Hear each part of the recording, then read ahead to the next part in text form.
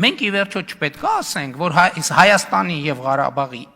էլիտան Ղարաբաղի ժողովրդին Ղարաբաղում պահել է պատանդի կարգավիճակում։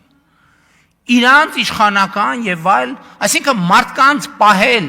30 տարի անորոշությունների մեջ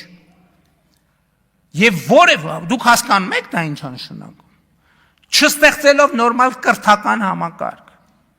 եւ այլն եւ այդպես չան, ինչի իրանք Ղարաբաղին լուրջ են վերաբերվել, Ղարաբաղին լուրջ են վերաբերվել, ոչ լուրջ չեն վերաբերվել։ Ես հարց եմ տվել 2018 թվին, իսկ քանի հոգի է նույն Ղարաբաղից պետական միջոցներով գնացել թոփ համալսարաններում կրթություն ստացել հետ եկել։ Կարան ասեն քանի հոգի։ Մատների վրա կարելի է հաշվել էնել որոշակի բաներով, որոշակի անձնական կապերով եւ այլնով, այսպես ասած թոփ ընտանիքների թոփ ներկայացուցիչներ։ Պետք է ասենք, որ Ղարաբաղի ժողովրդին պատանդի կարգավիճակում են պահել։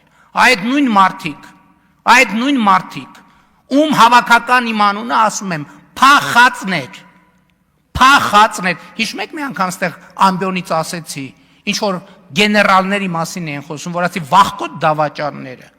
այո, վախկոտ դավաճանները եւ փախած էլիտաները այս պատմության մեջ պետք է իրենց գնահատականին արժանանան, որպես Հայաստանի պետականությունը, Հայաստանի եւ Ղարաբաղի ժողովրդին պատանդ պահածներ։